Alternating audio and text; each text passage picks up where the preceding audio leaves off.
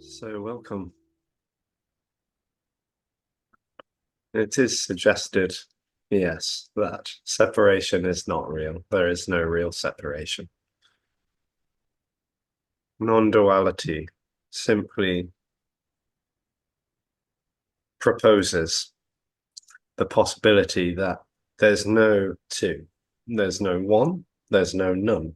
There just is what is and is not. And whatever is and is not appearing is not separate from anything, because there is no thing to be separate from something else. So there is the appearance of sensation, perception, thought, whatever, objects. But what is apparent is that what can seem to happen is a sense that there's a subject viewing that there's a seeing of what's appearing to happen, and this would seem to be a dream of personhood. There's the separation experience where there's a feeling that someone is seeing, hearing, tasting, touching, smelling, thinking, and feeling what's appearing to happen, and that creates a sense of distance. So the sense of distance is a dream. It's suggested that the distance between subject and object is not a reality. It's sometimes called an artificial reality, but this, by being artificial, it's suggested it's illusory. It's not real. And there's no desire to change that, to make it go away, obviously, because it's not really happening. It's a bit like, you know, an illusion or a hologram or a rainbow or something. It's just an illusory appearance that has no substance to it and has no meaning or purpose either. It's not really going anywhere or coming from anywhere. It's timeless. And so there's no desire to get rid of that or change it, because there's no recognition that it is a reality that could actually go away or stick around, because it's not really happening. But it's simply exposed that this illusory subject-object world is not substantial at all, but it's obviously not as substantial as it seems to be for the human organism or the human body, when there's this seeming contraction that feels so viscerally real, and that it's objectifying everything. And it's simply, you know, what is more apparent is that there's just wholeness, that whatever's appearing is not really objectifiable or subjectifiable. So the immediacy of whatever's appearing is not appearing to someone, for someone, with someone, or by someone. It just is, all by its non-self, total unconditional freedom, without any real time or space or consciousness either. It's just simply, immediately, spontaneously, meaninglessly, and freely appearing. And that includes the sense of time, you know, it includes the sense of space, although that only seems to be apparent when there's the dream of separation. But, you know, memories and thoughts and seeing and whatever else is appearing is just immediately appearing. So there's no real time, there's just the appearance of a memory or an idea or a thought or a perception or whatever else. So what's being, you know, sort of explored, basked, if you like, is an exploration of non-separation, unknowability, timeless, spaceless, immediate, spontaneous freedom. And it's without agenda at all. So this is pointless. This is absolutely, utterly pointless.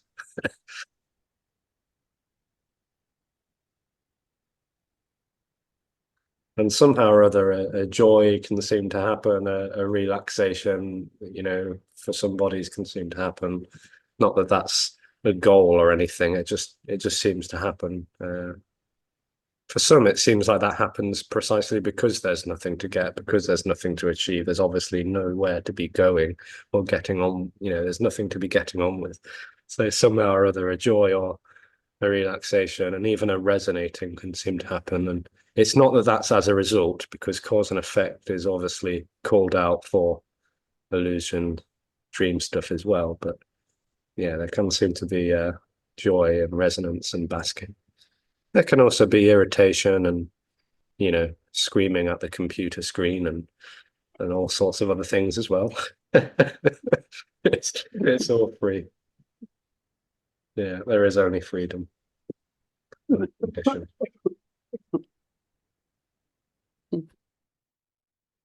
Morning. Hey. Um, this is a really dumb question, I know, but I'm going to ask it anyway, I think. It's a why question, which is really silly. Oh no, don't worry. Don't worry. But why is it so uncomfortable, Mm, that sense of separation?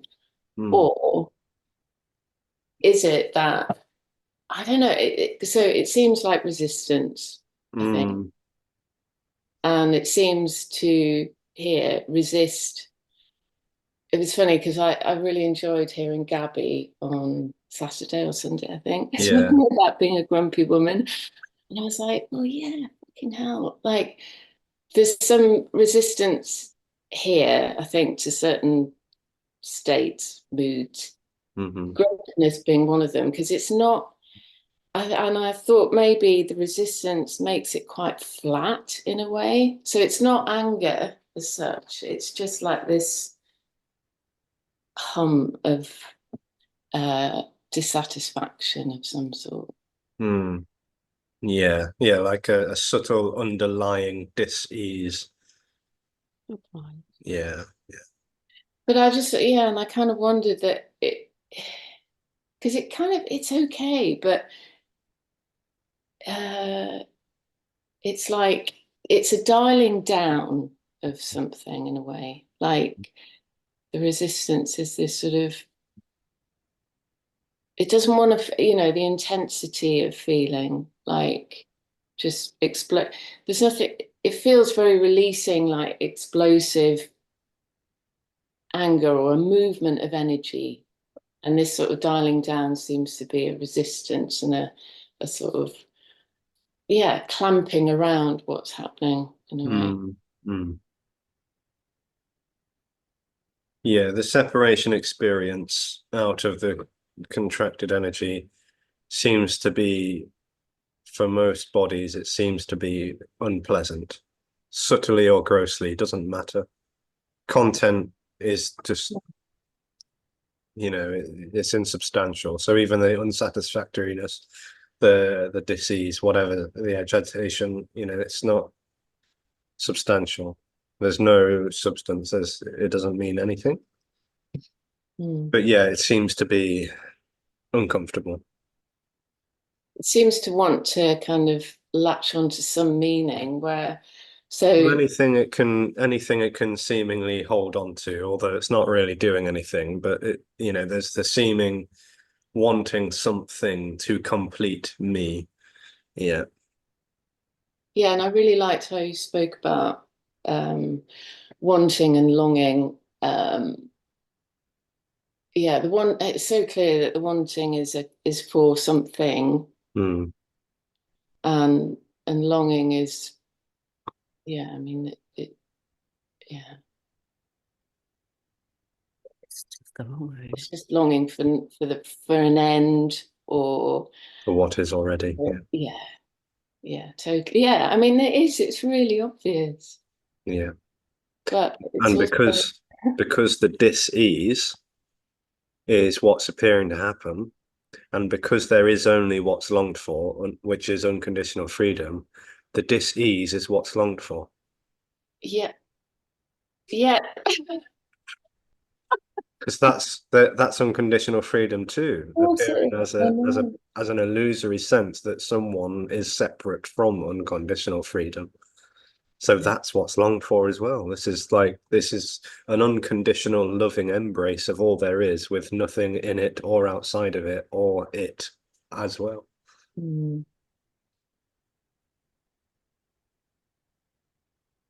Yeah.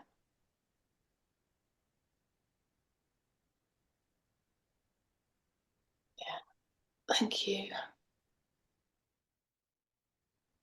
And it does seem like that agitation is a sort of impersonal longing to return,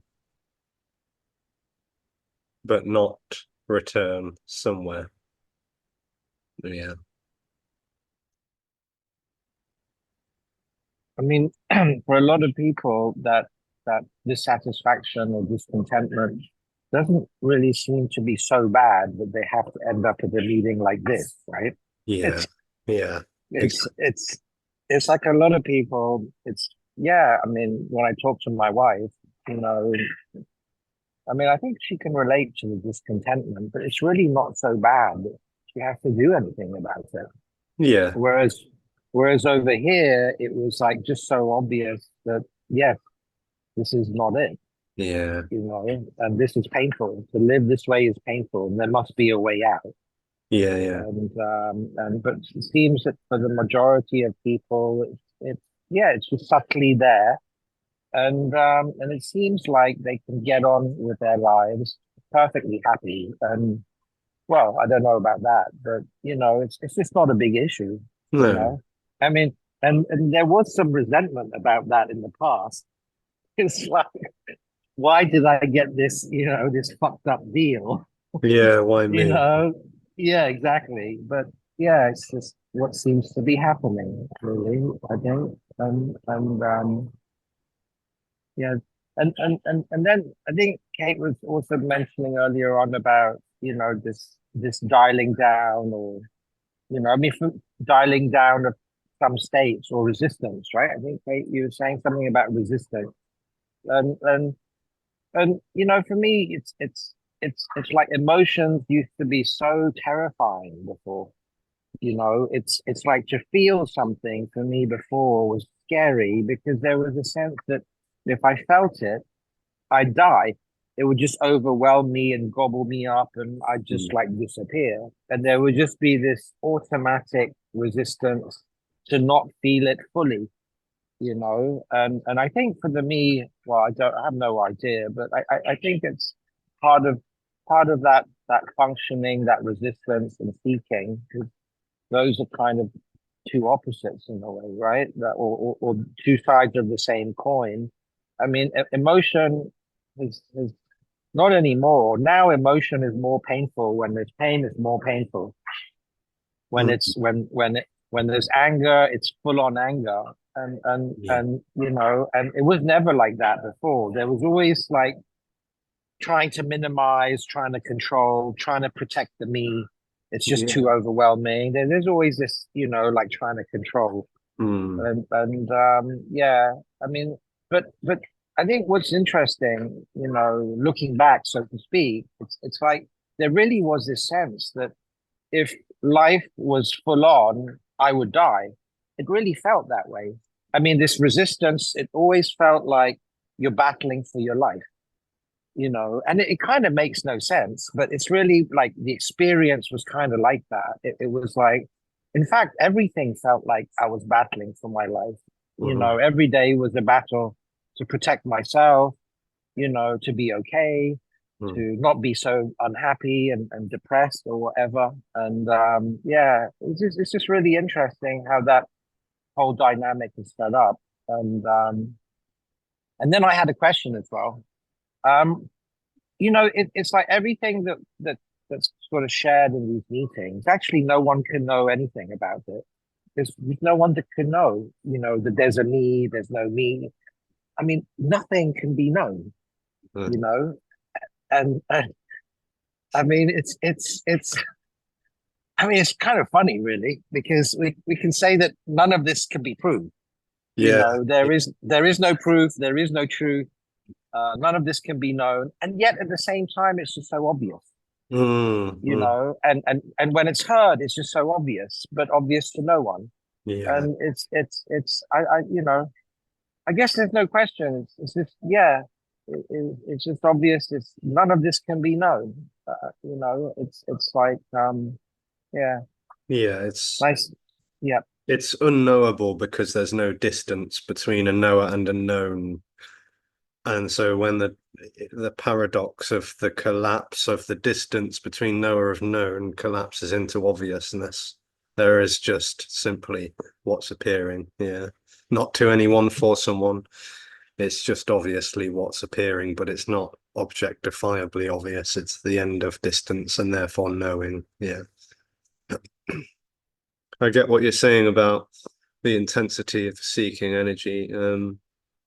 My mum and dad, bless them, they're like, for example, there's just, life happening. It's not, seeming to be that dissatisfactory or, unpleasant. There's just living and, going to work and going to Portugal and whatever's happening. But there still seems to be the beliefs and the felt sense that there's choice and free will in that, and that's what's happening. But who the hell cares? It doesn't matter. It really doesn't matter. Um, and for this, it's like, interestingly, for this body, it was like this whole sort of existential dis-ease never really set in until I started to meditate. It was only when like the material sort of seeking energy apparently turned into a spiritual one that this all seemed to all of a sudden be a big problem that needed to be figured out, like questioning who am I and all of this stuff and meditating, and like it's like, and it was never enough, so it was an addiction to getting into subtle mental states and whatnot, and then it just became apparently progressively neurotic, and then eventually it was all revealed to be totally wonderfully meaningless, and that there was no one at the center of it ever. Yeah.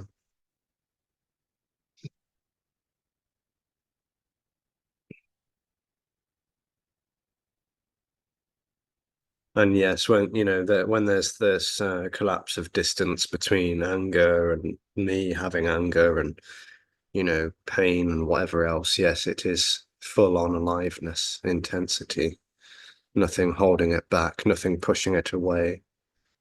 Yeah. Yeah, that there was something happened a couple of weeks ago. I ended up in hospital, and it was really, really like full on. There was no space in that for any story, for it was quite stunning actually in a way, because um it was perfectly fine. There was nothing wrong. That intensity, that what could have been imagined, Mm. because the imagination would make it a thing, but there was no space for a thing. It just was full on. And yeah, there was just, it was just so obvious. It was just completely obvious. And Mm. I think if I'm going to talk about like what's happened sort of in the last few days, say, it's this sort of wanting to know kind of a set in, I think, around what's being felt, whereas there was just no distance in that full onness. Mm. Mm. Yeah. Yeah. But I relate to what JP was saying about this, there was just, if I look back, kind of, yeah, absolute, yeah, just vigilance the whole time around trying to navigate my emotions and having to do something with them. I mean, what the fuck? Yeah. Yeah. Yeah. Yeah. Like, and I loved what you were saying the other day, like it's just, it's obviously like what? I mean, and obviously so exhausting to be yeah, to be working so hard at avoiding things or Or trying to figure it all out. trying to figure it out. Yeah. Yeah. Yeah. Yeah, and I relate to what you said about meditation. I think that just exposed that seeking energy was just unrequitable. Mm. Mm. Crazy stuff. Yeah. Oh, thank you so much. Thank you. Nothing. I mean, yeah, it's just why did I occasionally, like, so when I'm here, I just seem to need constant reminding in a sense somehow, but that's useless. It's all useless. But And you don't really need anything. no, of You're course not not. even happening. Yeah. No. There just is unconditional freedom and love. There's- yeah, but just that sense of niggling need of some sort. Mm. Yeah, and that's just, again, that's just nothing needing. Yeah. Mm, mm. And when it's obviously not always there, so it's so insubstantial. Yeah. Mm.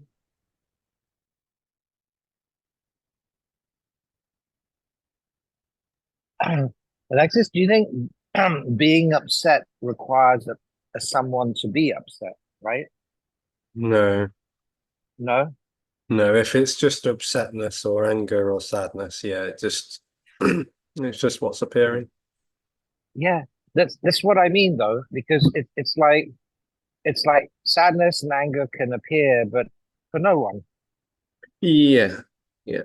Oh, sorry, I thought So you meant does yeah, sadness require a separate self experience to be having yeah, sadness?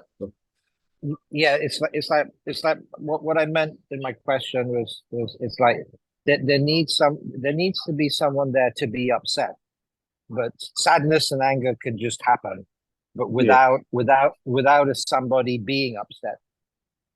It's like because what I mean recently it was like, I think last week my mother said some very hurtful things about me to my wife, and there was sadness and a lot of anger, Hmm. but there just wasn't anyone being upset, which is very strange, of course, because normally, if something like that happens, there's a somebody that's upset, there's a Hmm. somebody that's hurt, and then there's a somebody that wants to retaliate.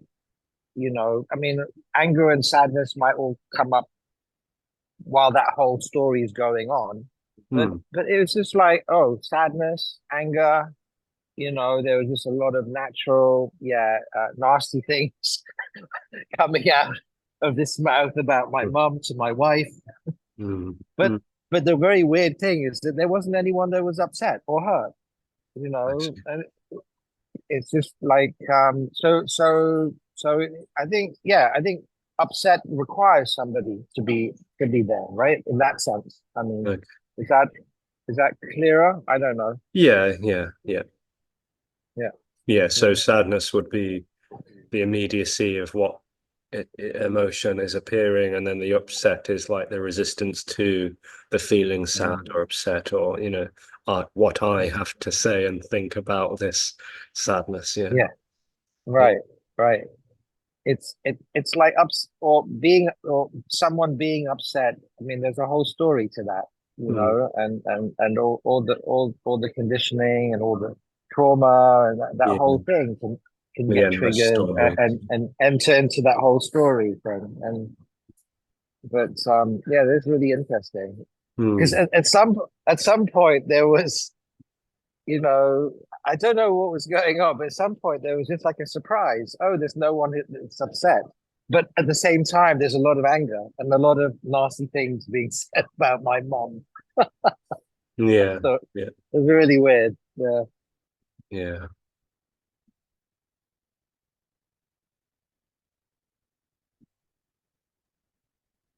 Yeah, I guess that term upset, you need a thing to be kind of upset, Mm, mm, like turned over or yeah, yeah, whatever. yeah. When you put it like that, yeah, it's a personal thing. Yeah, Yeah, yeah. yeah. But resentment too seems to be very much a personal thing. Like resentment doesn't seem to appear when there's nothing for it to cling on to. Resentment is like this person did this to me. It's all about me and that other, so resentment doesn't seem to stick around when there's nothing for it to stick to. But full on anger, like immediacy of, anger. Um, yeah. And then the stories that can seem timelessly to last for years about people and you know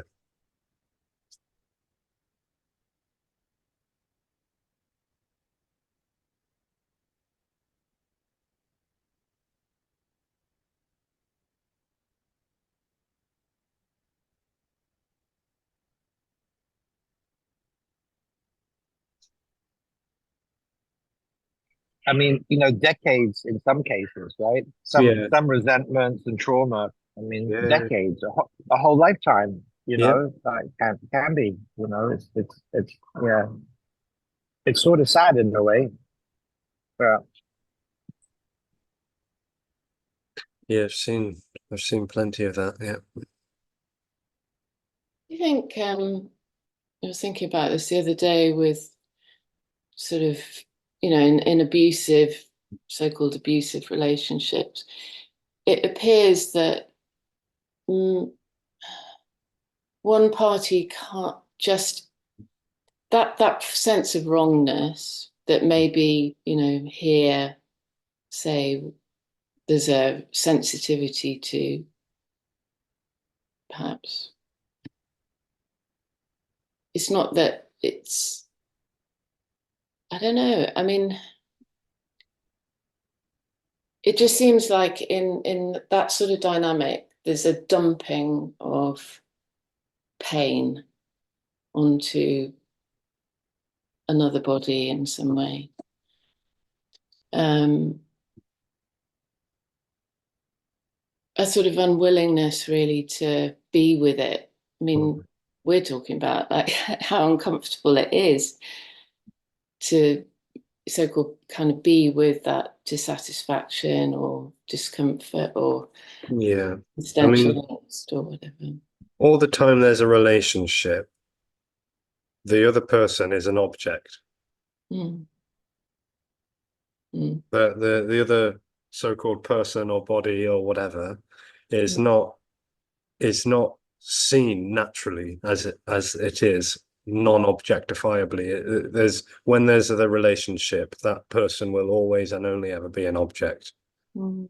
that I relate to as a subject, Yeah. and there's no there's no realness, like no natural realityness in that, apart from being natural reality appearing as artificiality.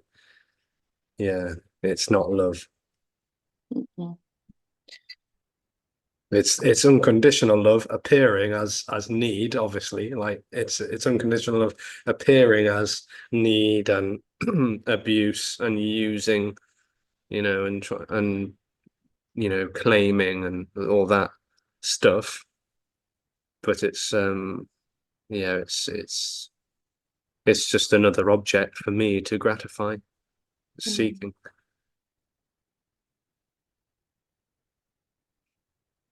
Yeah, and I guess with somebody's I don't know, maybe it's just that, yeah, some objectify in a more overt way or more consistent way, perhaps. I don't know. Like, Well, there's no real consistency or continuity. yeah, I know, but in the appearance of bodies, Hmm. separation, degrees of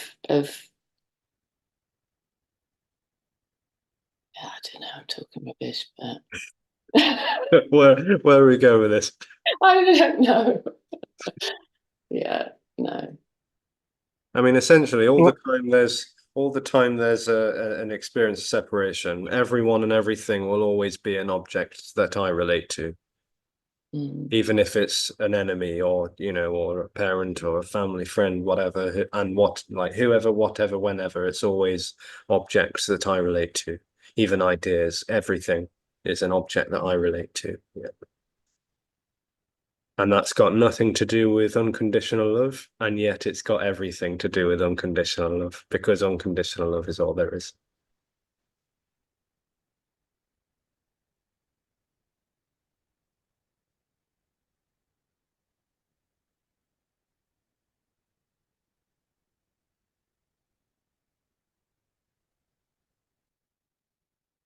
what came up was this thing about blame, you know, as a way to resist what's going on. I'm going to blame you for what's going on. Yeah, You resentment. know, trying to push it out to you. You Yeah. know, and Yeah, sure. that was yeah, resentment. And I guess was the front end of that, so to speak. Yeah. Yes. Yeah. Resentment and projection, all being aspects of a dream that's not really happening.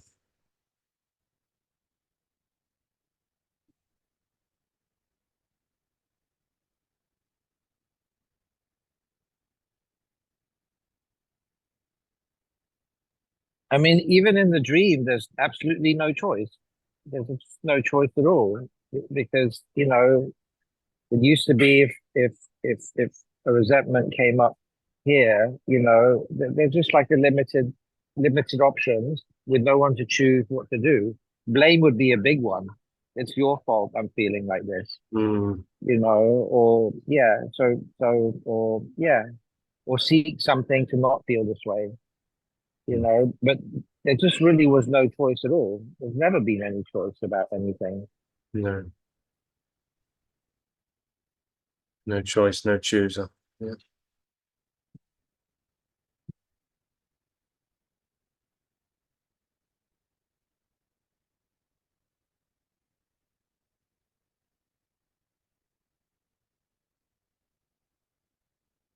Hi.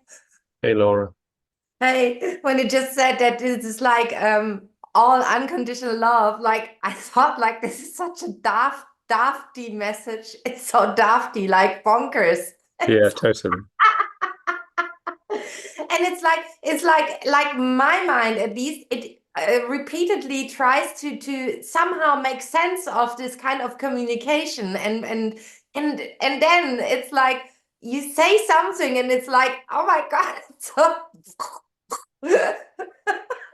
Yeah, yeah.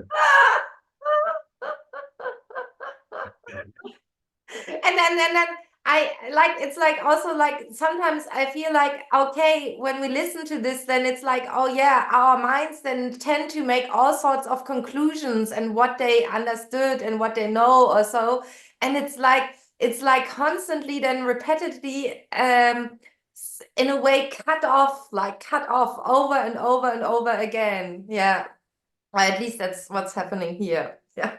Yes.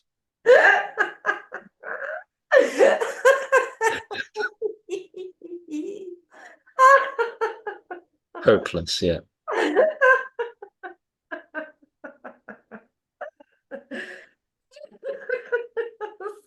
And it seems as if, like, for example, it could seem as if we understand what we are right now talking about, but that's not happening, really. It's No, not really.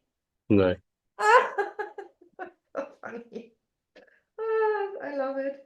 I mean, if you thought that Alexis was going to talk sense, then you're probably going to leave hugely disappointed. And I mean, even say it, right? Mostly in the introductions, you say there's nothing to get. This is like a pointless meeting, whatever. Like, but yeah. Herrlich. Unobjectifiable, unsubjectifiable, ungraspable. Yeah. Yeah. Ah, yeah.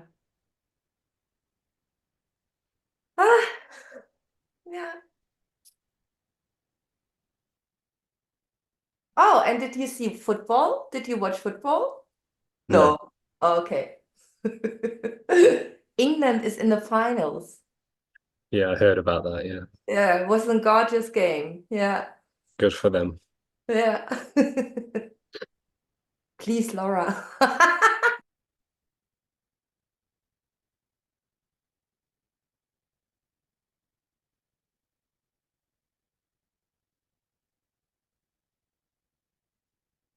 Oh yes, yeah. Sorry, Nick. She was rubbing it in. I didn't say anything. I didn't bring it up. I couldn't care less. I had a big mouth yesterday at Izzy's. I said to her, like, how much are you prepared to get slaughtered by the Dutch tonight? Oh no. Yeah, and probably that will be online like tomorrow or so. Uh Which is fun. Just fun. Just fun. yeah. Well, there's no rubbing in going on No, from this. you don't like. You didn't watch. I have no interest in football whatsoever. Uh, It wouldn't bother this at all if Netherlands absolutely slaughtered England. no, no, would have been fun, but Yeah. so I'm speaking now. Maybe I can say something. If you want, yeah. It's nice to hear your voice. I don't think I've heard your Oh, voice. you haven't heard before. my voice before? No, probably I not. don't think so. It's always in these meetings, like there's a lot of stuff going on and a lot of things, and also outside of the meetings. And I just, when I think JP and Kate, I don't know, people were speaking, I felt like it's always this under like this sense of guilt or shame, maybe not shame, but maybe like maybe the sense of not being good enough, or or call it guilt, for no reason, like, but it's just there, like hiding in the background in a way. And sometimes that pops, but it's always like that is probably the me, it's always, yeah, I don't know, it's always hiding in a way, and it's so it's in a way it's the great exhauster, I would say. Mhm. And sometimes it pops, and then it's like, okay, Netherlands wins from the Netherlands win. I'm joking. And it's not it's nothing to do with football, but yeah, in these meetings, and I had it before, like even like when speaking happens, when just that's always very nice in a way, but I never really have like something to say on forehand, I would say. Yeah. But just speaking, that's so freeing in a way. Speaking about this, or not even, or about what's happening, or our feelings. Yeah. That's so freeing in a way, even though it's like it doesn't resolve anything or so, but No, it's yeah. just, yeah, Just speaking happening. And yeah, listening happening, and it's all without agenda, yeah. yeah. It's very funny. Sometimes I hear, like, when speakers say it's no agenda. I sometimes hear no, with no gender, I would say, but in a way it's the same, right? You could say like no agenda. I sometimes hear no gender. It's the word thing, maybe. Yeah, yeah. If by gender you mean identity, then yes, Yeah, something like that. Yeah, yeah, yeah. there's no identity, there's no There's no gender. Yeah. Yeah.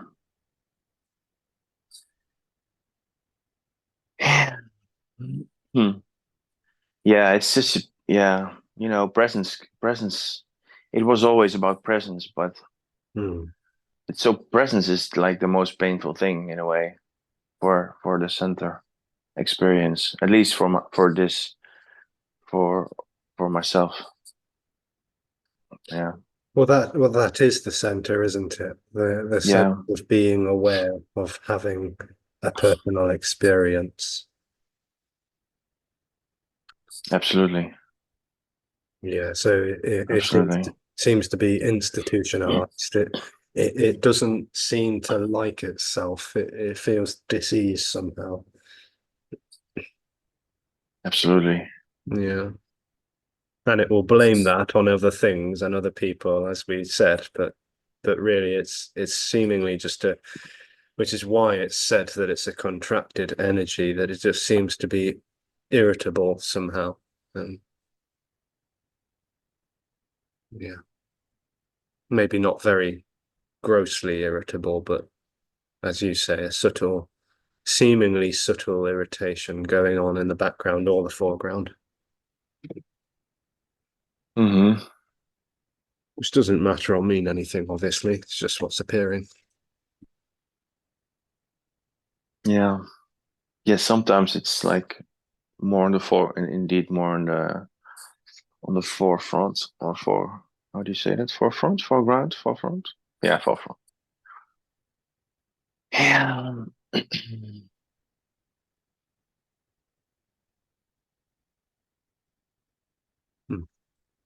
Yeah, it is what it is. It's such a dead yeah. It is just what it is, but It is what it is, and it can, it can be said like it is what it is, like yeah. I don't know what I'm saying, but Just simple, yeah, just simple. yeah.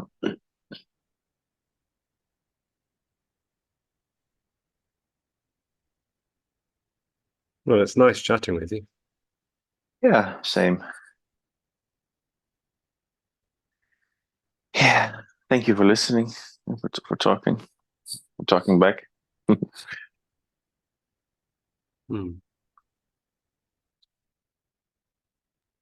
I have another question. So when you, for example, say about yourself this or that reminds, what is it about in this communication that the word I is like completely somehow annihilated by the speaker, so to speak? Well, there are plenty of people who still use the word I and me. Oh, I yeah.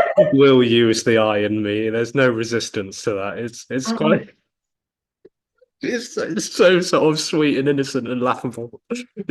I mean, I and me gets used seemingly more outside of meetings.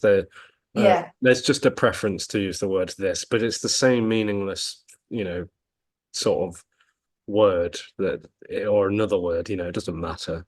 Yeah. There's no sort of indicator that someone's falling away if they use the word I or me less. Yeah. I see. So Yeah. some people will say I and me, others will refer to themselves in the third person, but it's all story stuff. It doesn't matter. Ah. Yeah. Mhm.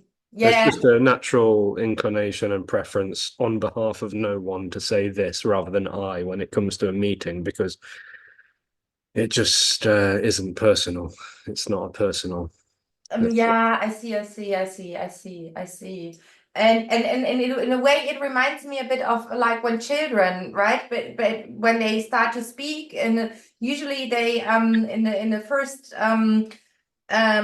months, they still refer to themselves as like a third person thingy, and then later on so like Laura is holding the cup up, right? Yeah, and That's wonderful. Yeah. yeah, it's very adorable in a way. So yeah, so it reminds me somehow. Oh yeah, and then later it turns out into more I and Yeah. Yeah, yeah, yeah. And like, and what then is like really funny, because I am a parent, so, and then it's like, when I was becoming a parent, and I could observe, then there is a trend that suddenly all the parents stop saying I, but everyone says then about themselves, oh, mommy or daddy, mommy wants you to, whatever, yeah. It's Yeah, yeah. yeah, The ownership that apparently comes in. yeah. My mummy, my daddy, yeah, yeah. Yeah, and but no, what I mean is like that also the parents then start to basically stop, and it's like in a way bonkers to stop to say I, Oh, like, hey, I want you to, I don't know, I want you to put on your jacket. They say mommy wants you to put on your jacket, or daddy wants, and then I feel like it's so, yeah, it's yeah, yeah. All wonderfully meaningless as well. yeah, totally. Interestingly, I work with a boy at the school who's quite sort of, I wouldn't say profoundly, but quite severely autistic. Mhm. And he he's not once ever used the word I or me, and he's surrounded by people who use I and me all day long. And Yeah. you, your, me, we, all these sort of nouns or pronouns, whatever. But he's never ever said I or me ever. Yeah. He always says hurt or sad, pain. Ah, Never ever says I'm in pain. It's very, ah, and it's not like he doesn't know those words. The mouth and the verbal sort of part of the brain and the nervous system knows full well to communicate, seemingly, but there's no at least there's no indicator that there's an ownership going on. It's very interesting. Yeah, not like meaningful at all. It doesn't matter. no, but Just interesting. Yeah. yes, yeah, yeah. Hmm. Hmm.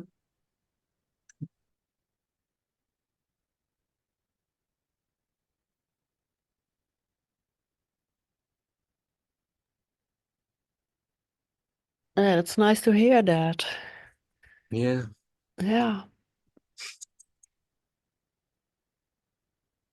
Um,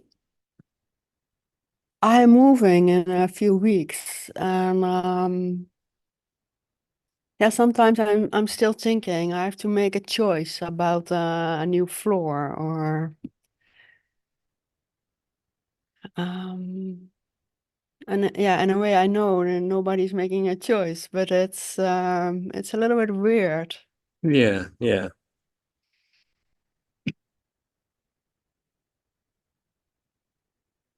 Yeah, so but this morning I saw a company which also offers circular floors. So then I'm thinking, oh, maybe that's better. Maybe the not the white floor is popped up for this party or something like that. Yeah. Of course, like decision-making process may still appear to happen timelessly, so it's not a real process, but you know what I mean. Yeah, Like there's the appearance of decision making happening, and it just seems to either become or just simply be totally impersonal. Yeah, yeah, yeah, yeah. yeah, It's just thoughts and decisions happening yeah, in free flow. yeah. Thanks. Mm.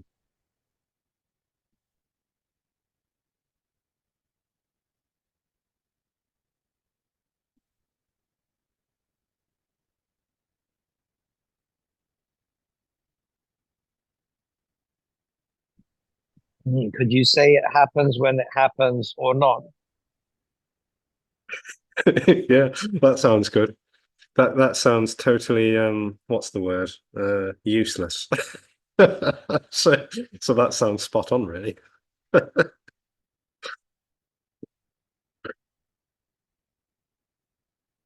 Yeah.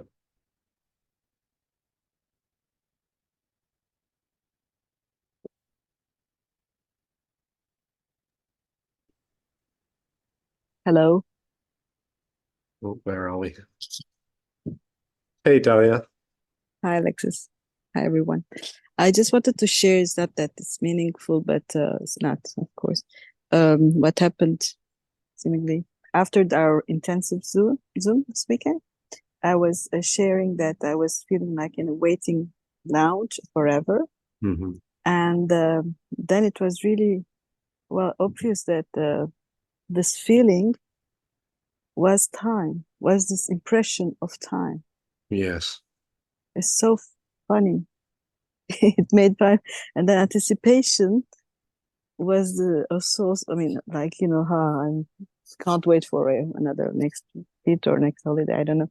It's another impression. I don't know how to the word it's impression of time and reality, because there is a me here. I mean, seemingly contracted, located subject, and and this morning I sent to Alison your video. I said another nice intro. I don't know, and then I realized another nice intro. It's it's always new actually, but the memory makes it seem okay. Another, you know, like in a timeline. I don't know if I'm clear, but it seems as sequential, but it's just a new. It's not new in a way. I have the memory of it, but it's not another. You see, it's Yeah. Yeah. it's so, so it was so interesting, and also I have shared the existential angst, I like to call it. I have always had since I know myself. And it was also like obvious that it happens. It just happens. It's just felt. It's not. It doesn't require anyone to feel. No. It is just free to it's just free to appear in a Yeah. way. Yeah. Funny enough, but it feels like a slave, right? But it doesn't need any counterpart to appear. No. It just appears and disappears next, you know, when I find something else to bother about, seemingly. Mm. But it's um yeah, it's just to share that Yeah. to share that. Yeah. Yeah. When memory is again when it's not great, but when memory is not objectifiable, yeah, there's no sense of again or when or another or now. There's just timeless, fresh immediacy. Yeah. Yeah, but it is as if it here unravels all the contracted energies as time, as distance. It's just so contracted, you see. And when it is realized at once that it's just a contracted energy holding on to an idea or something, and it feels real, then so it feels real too, the continuation or the sequence or whatever. It really gives reality because this is real. This feels real here. The here-ness feels real. I mean, I don't know what to say. But it's just, it launches onto each other. You can't take them, you can't separate them in a way. Yeah. Yeah. Sorry. There is no separation already. Yeah. He agrees with that. Well, it seems to be, but yes, it is a construct in a way. Yeah, just energy. Yeah, just simply appearing. Yeah. Yeah. I've got another meeting now with a dear friend, which you'll see on YouTube in a little while, not to make it sound too mysterious. But I'll answer someone else's question just before we stop. So really nothing is happening, and it's not knowable that nothing is happening. Yeah, absolutely. There's nothing. It's suggested that this is nothing, that all there is nothing. Non-objectifiable, non-subjectifiable, non-separate, just timeless immediacy. It's nothing at all. It's all there is. And it's got nothing to do with knowledge, knowing, or known. Yeah, it's paradoxical. Infinite radiant aliveness. That is all there is. Nothing. Much love. Thanks, Alexis. Thanks, Alexis. Thanks, Thank guys. you. Hold on a minute. Let's see if we can do it again. There you Oh, are. lovely. Thank you. Thank you. Much love. See you all Much love. soon. See ya. We'll sort out. I'm still going to sort out our scheduled meetings, Lucianne, for London. I haven't forgot. It's just obviously with the US tour and all that, but yeah, we will sort that out for sure. In Brussels. And Brussels, yeah, and Amsterdam and Prague, yeah. Mars, Wherever else. Venus. And Wales, yeah. Gosh. All right. See you all soon.